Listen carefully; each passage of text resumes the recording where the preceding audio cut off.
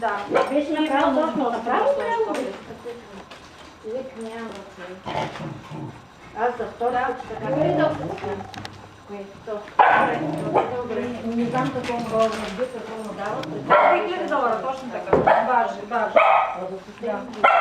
Чао, мерси. Това беше направо много.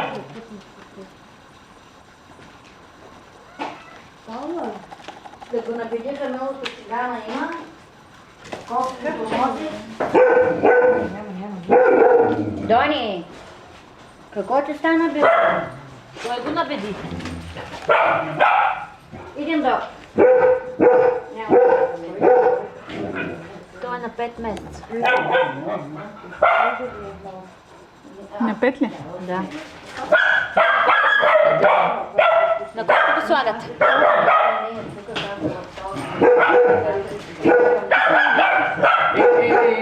По-тихо бе, котките ще влезнат туй. Скочат сърчицата в тихи. Я стигаме! Да си играят, да те играят. Ама... Да, то много вика, котките са голяма. Тихо!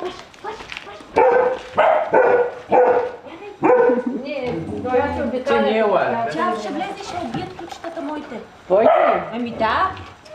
Колко пъти съм намирала тези котки? Ау! И само, Бранка ги само вън. Бранка ги черния, дето е там. Сивия и той заедно. Тя женска не е гледам някакво. Има сърце посред. Тук се качва няколко.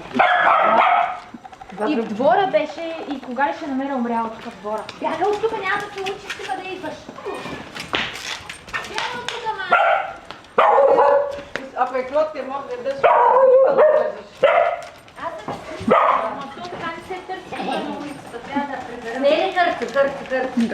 Казвам, остане в сана.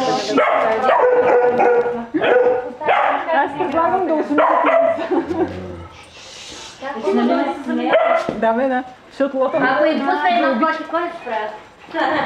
Лота ще я оближа.